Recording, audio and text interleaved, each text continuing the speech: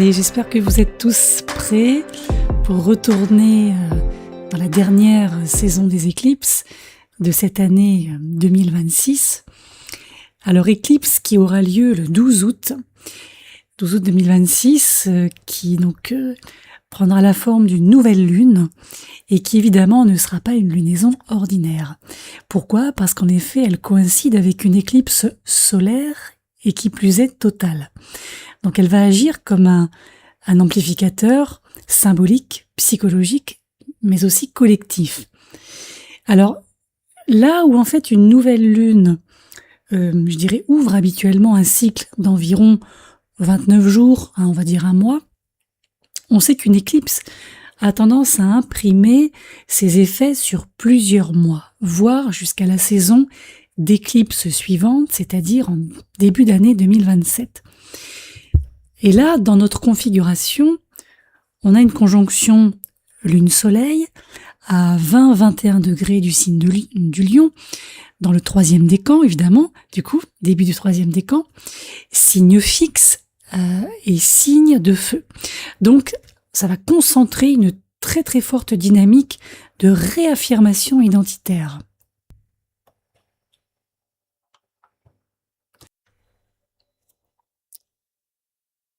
Alors pourquoi, me direz-vous ? Tout simplement parce que le lion, c'est le signe de la souveraineté intérieure, comme on dit, de l'ego, de la créativité, de la volonté consciente et du rayonnement personnel, évidemment.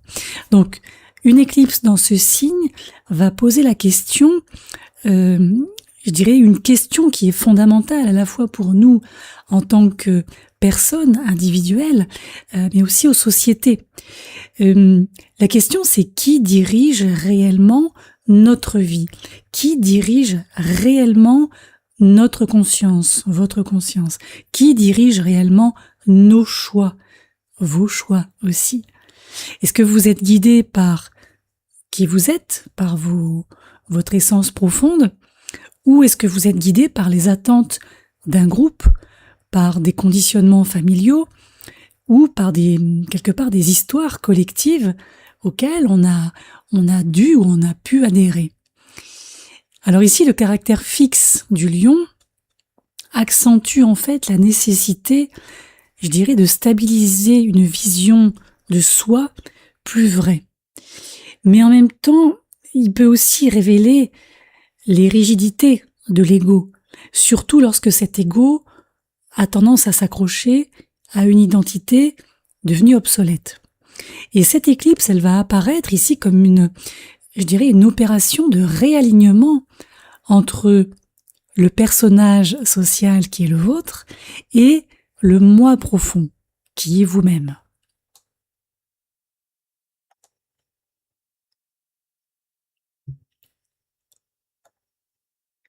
Alors sur le plan psychologique, on pourrait être nombreux à ressentir le besoin de redéfinir notre place dans le monde, de reprendre aussi le contrôle de quelque chose, d'un projet, presque d'un destin, j'ai envie de dire, qu'on aurait laissé aux mains d'autrui, en fait. Et sur le plan collectif, alors c'est une énergie qui, je pense, va se traduire par une montée des questions liées au dirigisme, à la légitimité du pouvoir ou des pouvoirs, à la représentation symbolique ou pas d'ailleurs, pragmatique aussi éventuellement, des élites, mais aussi à notre place en tant que personne dans des systèmes de plus en plus, massifs et surtout impersonnels.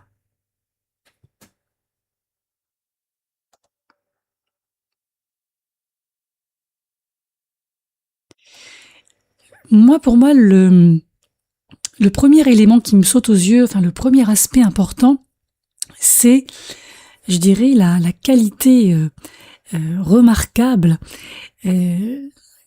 qui se joue là entre donc cette nouvelle lune, donc on va dire l'assemblage solilunaire en Lion, et Saturne qui est en Bélier.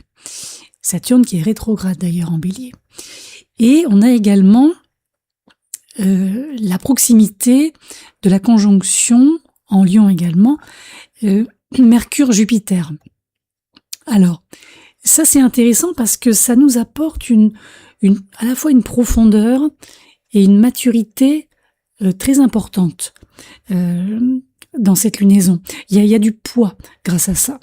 Alors, Saturne rétrograde, je pense qu'il ne cherchera pas à freiner l'élan du Lion. Pour moi, c'est une rétrogradation qui va demander au Lion de nous démontrer sa solidité. C'est-à-dire que l'enthousiasme du Lion, la confiance du Lion, l'inspiration du Lion, la créativité du Lion vont devoir désormais se traduire dans la durée. Sur le plan psychologique, pour chacun d'entre nous, pour moi ça m'évoque une confrontation entre ce que l'on veut immédiatement, surtout en termes de reconnaissance, de légitimité, et la nécessité de construire encore une fois quelque chose de durable. Comme on le sait, Saturne a tendance à agir comme un maître initiatique, c'est un peu le maître du karma avec Pluton, et il va nous obliger à vérifier en quelque sorte la cohérence entre ce que l'on pense et ce que l'on fait.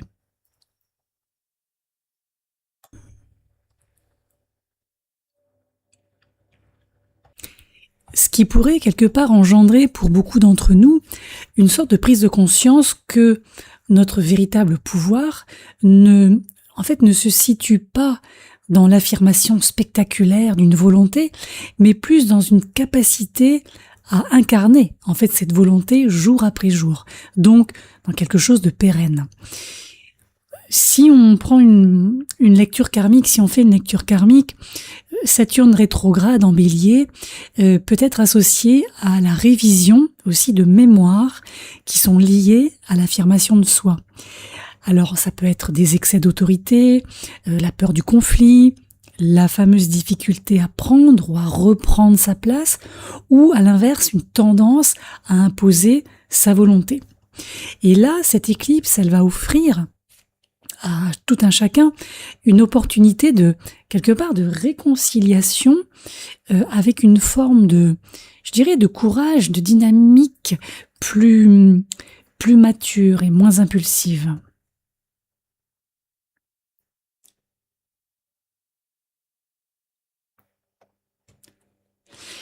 Alors on a du coup cet encadrement de la nouvelle lune par Mercure et Jupiter en Lion, comme je vous l'ai dit.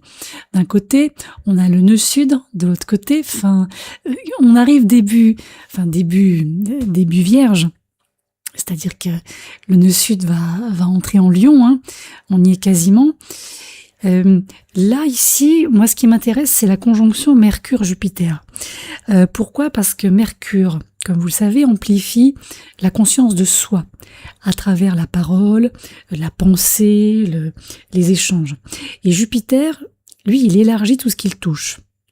On l'a déjà vu dans les podcasts récents que j'ai proposés à ce sujet.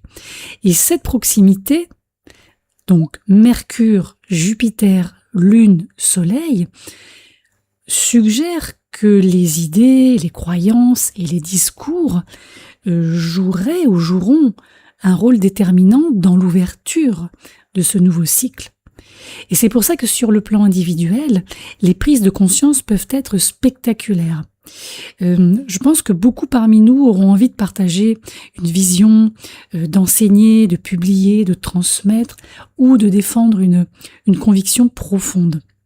Maintenant, attention, parce que Jupiter en Lion, ça peut aussi, générer une inflation, je vais le dire comme ça, une inflation du sentiment de certitude. Donc attention de ne pas confondre intuition et vérité absolue.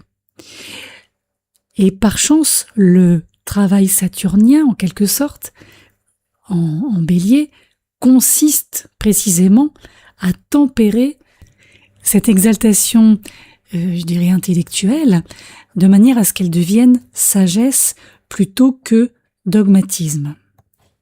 Donc on voit bien que, pour résumer, ce Saturne même s'il est rétrograde, est un atout de taille vis-à-vis de cette nouvelle lune et de cette conjonction Mercure-Jupiter. Maintenant, on a la présence du nœud sud, je vous le disais, qui est à l'entrée de la Vierge, qui constitue un élément karmique majeur, évidemment. Parce que pour le coup, l'entrée est aussi la sortie, comme on sait que les nœuds évoluent à l'envers, dans le sens des aiguilles d'une montre, contrairement au reste. Alors comme on le sait, le nœud sud représente les vieux schémas, les automatismes acquis, les compétences héritées, mais aussi, si vous vous souvenez bien, les zones d'attachement qui peuvent limiter l'évolution. C'est-à-dire les fameuses zones de confort un peu trop confortables. Et là, à 0 degré de la Vierge, ici ce nœud sud évoque des mémoires collectives, j'en ai déjà parlé, qui sont liées au contrôle, à la perfection, à la rationalisation excessive et au besoin de tout analyser avant d'agir.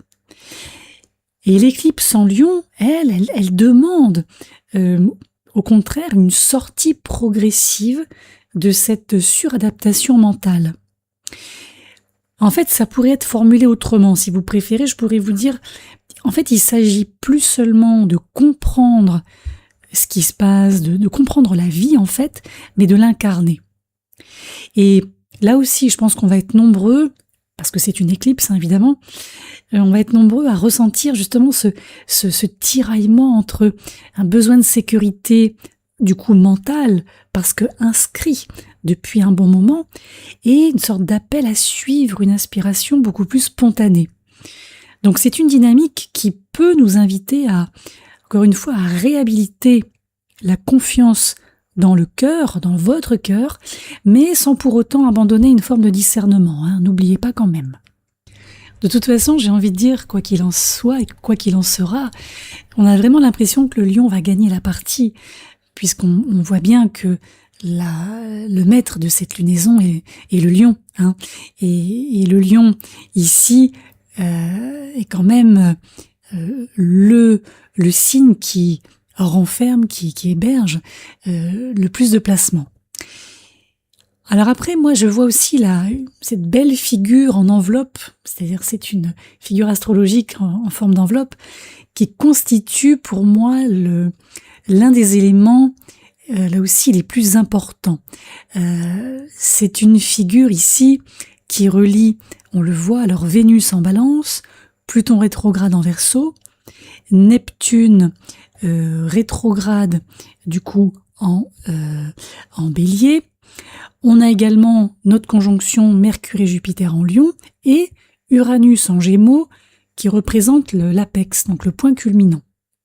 Alors c'est une géométrie qui dessine en fait pour faire simple, un réseau de circulation énergétique entre les principes de relation, Vénus, les principes de transformation, Pluton, les principes d'inspiration, Neptune, les principes de connaissance, Mercure et Jupiter, alliés, et les principes d'innovation, avec Uranus en Gémeaux. Alors, on a Vénus en Balance qui, du coup, est en domicile, comme on dit, puisque Vénus dirige, outre le Taureau, mais aussi la Balance. Donc, elle est vraiment dans sa dignité essentielle. Représente ici l'intelligence relationnelle, l'harmonie, la diplomatie, la recherche d'équilibre. On a Pluton en Verseau, qui, comme on le sait maintenant, apporte une puissance plus ou moins forte de mutation collective. Neptune également, qui vient introduire sa dimension symbolique, spirituelle et imaginative. Et Mercure et Jupiter, on l'a vu, viennent donner du sens et de la cohérence narrative à l'ensemble. Et Uranus en Gémeaux qui agit comme une antenne en fait tournée vers l'avenir. Et, vous voyez cet Uranus en Gémeaux, quand on reprend finalement la forme de l'enveloppe, elle est sur le toit. Cette planète, c'est l'apex, c'est le point culminant, donc c'est comme une antenne, en fait. Moi, je vois ça comme une antenne. Donc, c'est une configuration qui suggère que les transformations majeures de ce cycle ne passeront pas par la confrontation directe, mais par une réorganisation subtile des idées, des réseaux, des modes de communication et de nos systèmes de valeurs. Alors sur le plan collectif, ça peut annoncer des avancées technologiques, culturelles, intellectuelles, capables de modifier profondément la manière dont les sociétés pensent leur avenir. Alors ça ne veut pas dire que tout va bien se passer, tout va aller pour le mieux et qu'on vivra dans le meilleur des mondes. C'est pas ce que je veux dire. C'est une question d'adaptation et de voir venir les choses. Et encore une fois, ça va s'ajouter à ces prises de conscience fulgurantes que j'ai évoquées tout à l'heure et à ces changements de perspective qui sont intéressants quoi qu'il en soit.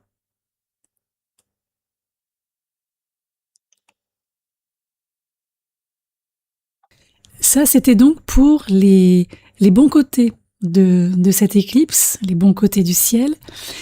On a des tensions néanmoins, on les voit bien. On a notamment l'opposition entre Mercure et Jupiter, notre fameuse conjonction, et l'autre côté, on a Pluton rétrograde, donc en Verseau. Tout ça, ça se passe en signe fixe, donc c'est un aspect de polarisation idéologique extrêmement puissant. Ici, on se retrouve devant un véritable bras de fer entre des narrations, des scénarios concurrents de la réalité, si vous voulez. Pluton en Verseau, lui, on l'a vu, il cherche à déconstruire les systèmes de pouvoir invisibles, tandis que Mercure, Jupiter en Lion cherche à affirmer une vision, une croyance ou une vérité. Donc cette opposition, qu'est-ce qu'elle peut générer? Elle peut générer des luttes narratives, justement, des batailles médiatiques, on n'a pas fini, moi je vous le dis, des affrontements intellectuels, on n'a pas fini non plus, et des phénomènes de radicalisation. Sur le plan individuel, on va chacun devoir réexaminer nos certitudes. Nos convictions les plus fortes risquent bien d'être formellement remises en question. Et sur le plan karmique, c'est un aspect qui peut révéler aussi, pensez-y, des attachements inconscients à des systèmes de pensée qui ont autrefois servi votre évolution, mais qui deviennent ou qui sont peut-être déjà désormais limitants. Alors, le but, c'est pas de renoncer à toutes vos convictions, évidemment, mais j'ai presque envie de dire de les purifier de toute composante narcissique ou défensive. Voilà, je pense que c'est clair comme ça.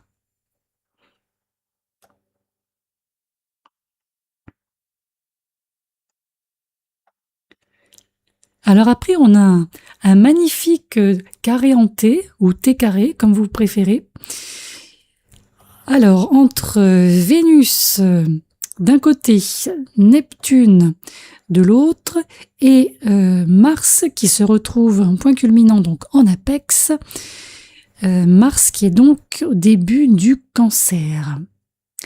Donc là, c'est une autre grande zone de tension de ce ciel. On a toujours notre Vénus en Balance qui, elle aimerait bien être dans une harmonie relationnelle universelle, évidemment. On a Neptune rétrograde qui vient brouiller les frontières et qui révèle certaines idéalisations un peu trop idéales. Et on a Mars en Cancer. Alors Mars en Cancer, c'est pas un Mars traditionnellement, je dirais, belliqueux. Ici, c'est un Mars qui agit davantage par réactivité émotionnelle plus que par stratégie offensive. Mais c'est une combinaison qui est un peu, qui peut générer des désillusions relationnelles, des projections affectives, et puis des conflits aussi qui seront alimentés par des besoins émotionnels non exprimés.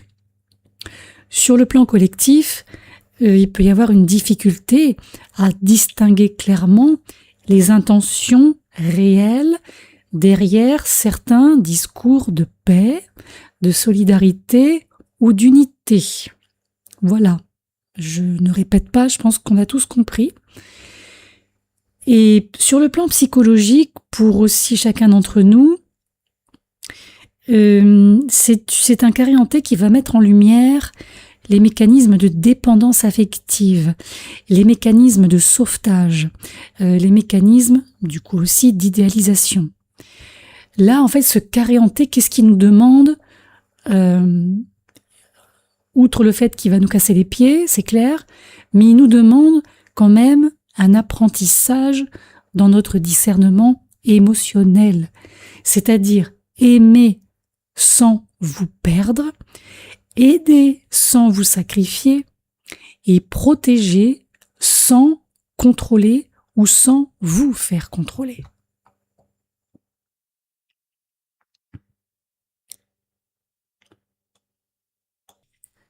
Et ce qui est intéressant aussi ici, c'est qu'on a un deuxième carré hanté qui implique Chiron. Alors, quand on regarde bien, on a notre conjonction habituelle, Mercure-Jupiter, opposée à Pluton rétrograde, on l'a vu, et qui forme un carré hanté ou un T carré avec Chiron. Alors ici, on a une dimension initiatique assez costaud. Pourquoi ? Parce que Chiron est à 0 degré du Taureau. Ça y est, il rentre en Taureau.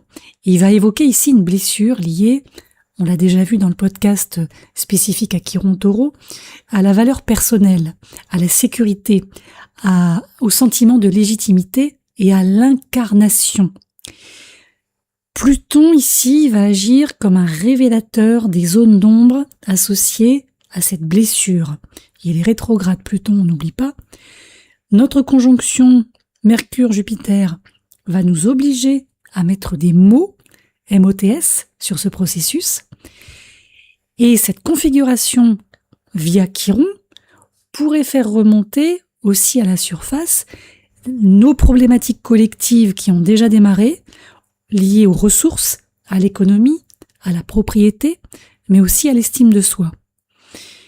On va être nombreux aussi à prendre conscience que certaines croyances limitantes sur notre valeur personnelle orientent encore nos choix. Donc pensez-y. Maintenant, il y a quand même des aspects harmonieux. Alors quand même, tout n'est pas noir, évidemment. On a des aspects harmonieux. Alors au niveau de Chiron. Alors Chiron reçoit un sextile de la part de Mars. Chiron est également, alors je l'ai pas relié là sur ma carte, mais il est également, il est bien là, il est en trigone avec les nœuds. Alors trigone avec le nœud sud, sextile avec le nœud nord. Donc ça c'est bien. Ça nous indique quand même qu'une voie de guérison est ouverte. La porte n'est pas fermée. Autrement dit, notre passé karmique, qu'il soit individuel ou collectif, n'apparaît pas ici comme une fatalité, mais plutôt comme si on se réfère au côté taureau dans lequel se trouve Chiron, donc le côté matière, c'est comme une matière première à transformer. Moi, je vois ça comme ça.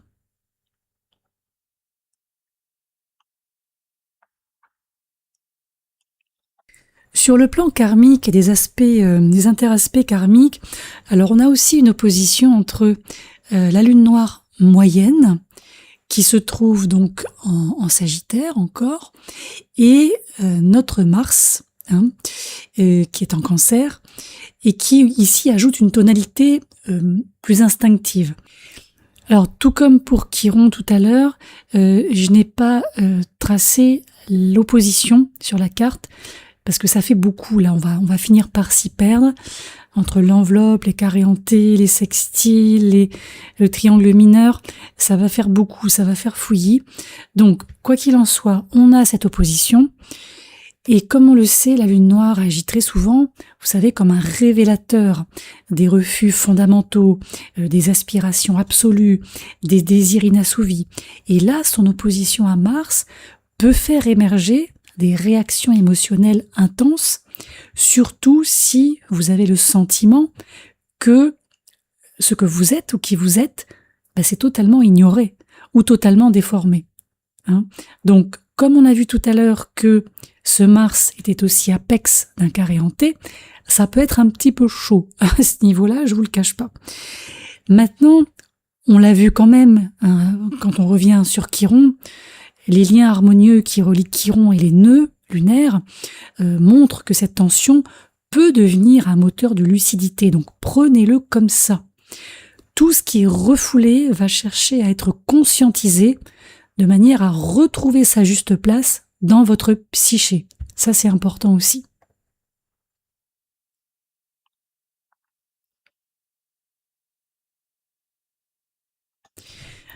Personnellement, quand j'ai vu ce ciel, je me suis dit que j'allais vous refaire une petite analyse par élément, parce que cette analyse, vous allez voir, confirme la lecture. On a vu une prédominance du feu déjà par le lion. Alors on a effectivement le lion, mais on a également nos placements en bélier, Neptune, Saturne, hein, évidemment. Bon, la lune noire est un point karmique, mais déjà ça nous fait quand même pas mal de monde en signe de feu. Donc ça indique de toute façon une période d'activation, d'affirmation, de volonté, de créativité. En fait, le monde cherche à avancer, le monde cherche à entreprendre. Bon, un peu dans tous les sens pour l'instant, je vous le concède. Le monde cherche à conquérir de nouveaux territoires, à la fois sur le plan pratique et le plan symbolique.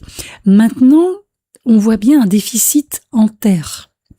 Les signes de terre ne sont pas les plus, je dirais, ne sont pas les plus présents. Hein. Ici, on le voit bien.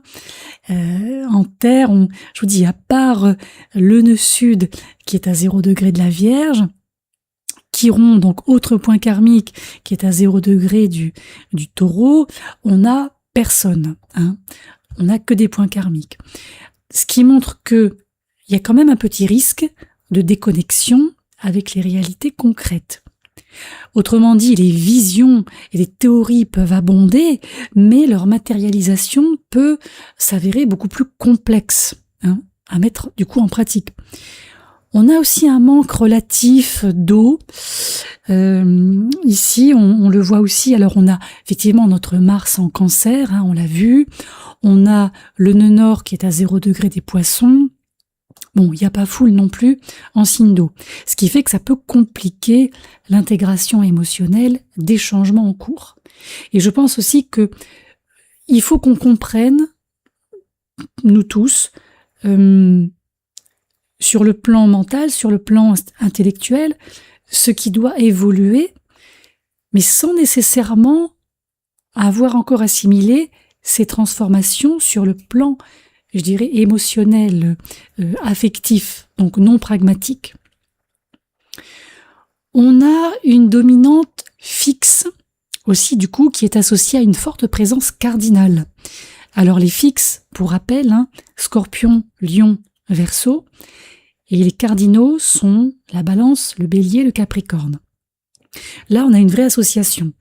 On a les signes fixes qui viennent maintenir les structures existantes, tandis que les signes cardinaux, eux, ils cherchent à initier le mouvement. Donc c'est une coexistence qui, en fait, crée une dynamique un peu paradoxale. On a un vrai désir de changement, mais ce désir de changement, il rencontre des résistances, tout aussi puissantes. Alors, je pense que les événements collectifs vont refléter cette tension entre, d'un côté, des envies de préservation et de l'autre, je dirais, des envies de réforme. Et je pense qu'on va ressentir cet appel à évoluer tout en percevant clairement ce qu'on a encore peur de perdre, en fait, hein, quoi qu'il en soit. Il y a un autre élément qui mérite aussi d'être souligné, c'est la très faible représentation du mode mutable dans ce ciel. Alors mutable, hein, Gémeaux, Vierge, Sagittaire. Hormis Uranus en Gémeaux, les signes mutables sont quasiment absents de la configuration. Or, en astrologie mondiale, comme en astrologie plus personnelle, plus psychologique, la modalité mutable, c'est celle de l'adaptation, de la souplesse, de l'apprentissage, de la capacité à ajuster notre comportement en fonction des circonstances. On sait que Mercure dirige à la fois les Gémeaux et la Vierge, et Jupiter dirige le Sagittaire. Donc là, on a une faiblesse du mutable qui est particulièrement frappante, surtout lorsqu'on l'associe à la forte présence des signes fixes et cardinaux. On l'a vu, les signes fixes cherchent à stabiliser. Les signes cardinaux, eux, ils veulent bouger, ils veulent avancer. Et les signes mutables, normalement, ils permettent d'effectuer les ajustements nécessaires entre les cardinaux et les fixes. Et ici, cette fonction d'adaptation, elle apparaît relativement peu représentée quand même, hein.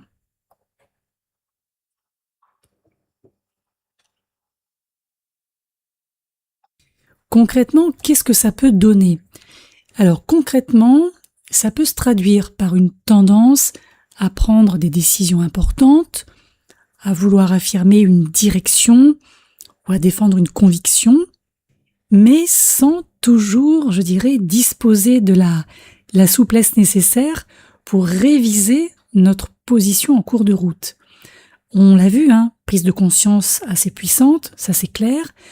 Les engagements peuvent être sincères, mais il y a un risque de vous enfermer dans une logique du tout ou rien, ou dans des positionnements trop rigides. Donc attention. Ce déficit en mutable, pour moi, il peut aussi accentuer les phénomènes de polarisation que j'ai déjà suggérés tout à l'heure en vous parlant de l'opposition entre Mercure-Jupiter et Pluton.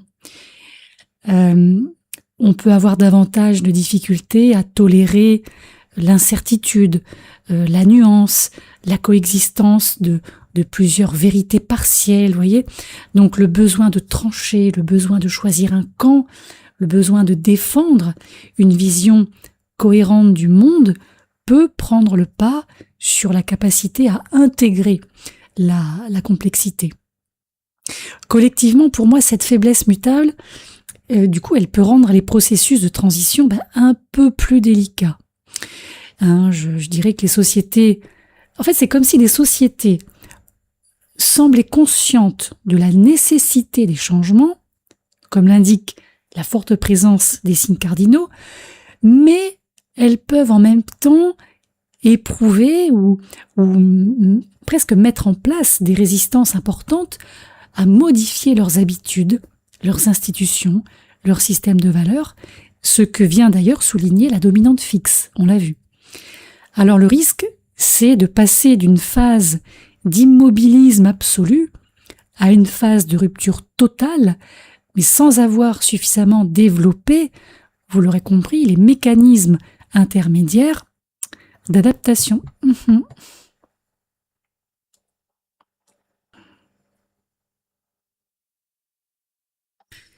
Et pour nous, sur le plan personnel, cette absence relative d'énergie mutable peut être aussi interprétée comme une invitation à cultiver volontairement certaines qualités qui ne sont justement pas soutenues par le ciel du moment.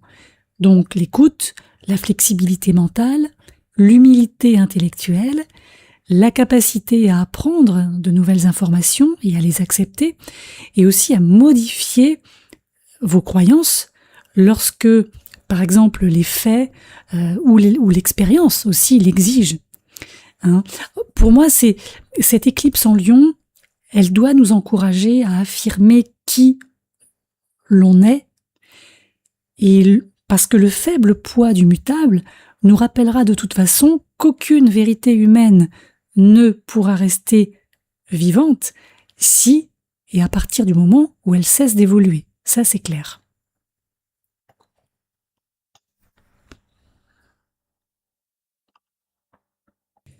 Pour conclure, alors moi je dirais que cette éclipse solaire et totale, donc en Lion, pour moi porte un message quand même central.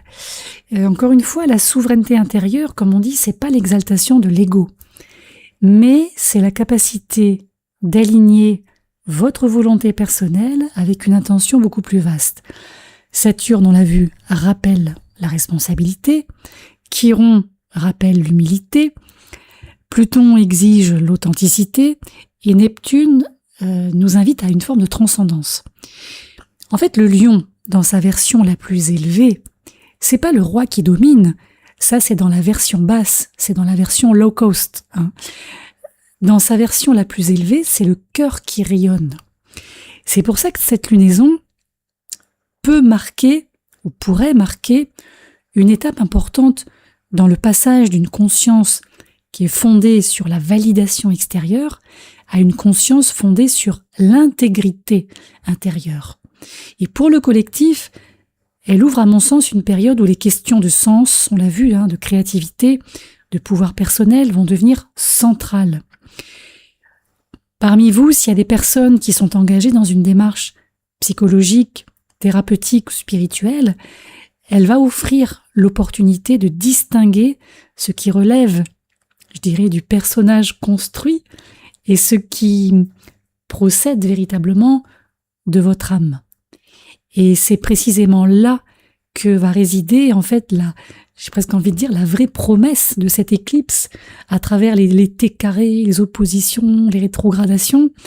C'est en fait de permettre à chacun d'entre nous de devenir davantage l'auteur conscient de sa propre histoire plutôt que le spectateur passif de cette même histoire.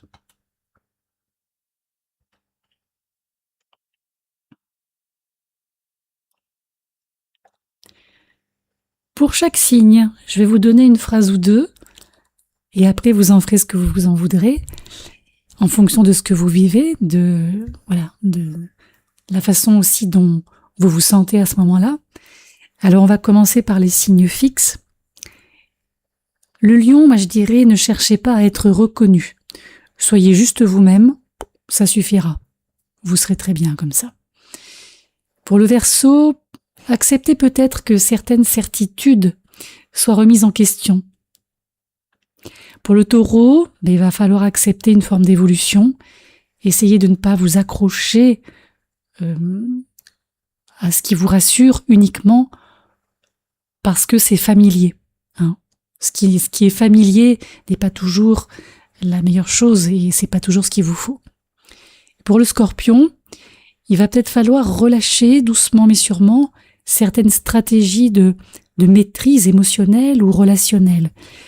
Pensez bien que tout ne peut pas être anticipé, tout ne peut pas être contrôlé.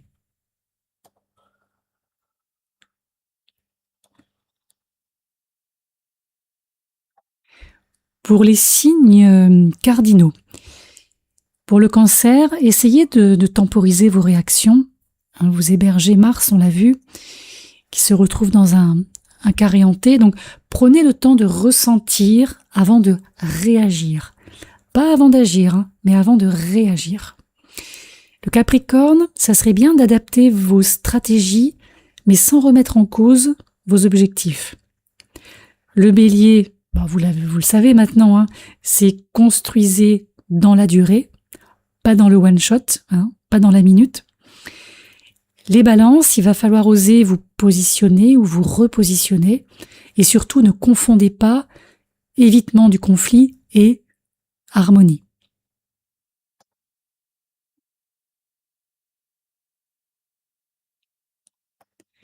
Et pour finir avec les mutables, alors les Gémeaux, il va falloir un petit peu canaliser votre flexibilité au sens à veiller à ne pas vous disperser dans trop de directions à la fois parce qu'au final, vous n'allez pas vous y retrouver.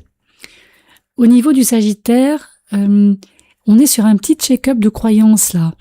Le mieux, c'est de privilégier les expériences directes, pragmatiques, plutôt que les grandes théories livresques et universitaires. La Vierge, essayez de lâcher ce perfectionnisme qui fait partie intégrante de votre signe. Acceptez le fait qu'il n'existe pas de plan parfait, de projet parfait et de finalité parfaite. Et pour les Poissons, ça va être de garder les pieds sur terre. On a vu que l'élément eau n'était pas l'élément le plus représentatif ici. Donc essayez de rester ancré aussi bien dans les faits que dans vos intuitions.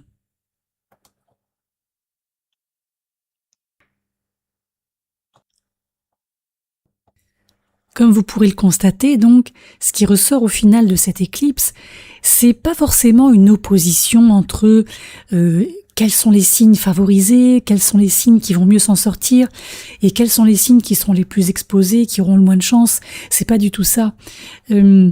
C'est plutôt une invitation globale, dans laquelle il va falloir apprendre ou réapprendre à finalement conjuguer la puissance du feu et de la volonté avec davantage de souplesse, de discernement et de maturité. Tout à l'heure, je l'ai dit, le déficit en signe mutable est probablement l'une des clés de lecture principale du thème, ici, de ce ciel. En fait, pour moi, les personnes qui sauront s'adapter consciemment et avec un peu de recul au changement seront les mieux placées pour tirer parti de cette éclipse et quel que soit leur signe solaire. Voilà pour l'analyse synthétique de cette éclipse. J'espère qu'elle vous servira, que vous aurez quelques petites clés concrètes à faire tourner dans les serrures le jour J. Enfin, le jour J, vous m'avez comprise, dans les jours qui suivront et les semaines aussi évidemment qui suivront, puisque là ça peut être intense effectivement, mais on a quand même des solutions, on le voit. Voilà. Donc il suffit quand même d'adapter ce qui doit l'être, d'ajuster aussi certaines choses, de prendre un certain recul, et ça devrait bien se passer. En tout cas, je vous le souhaite. Je vous dis à bientôt, et puis à très vite pour la dernière éclipse de l'année, donc qui aura lieu le 28 août. Donc à très vite.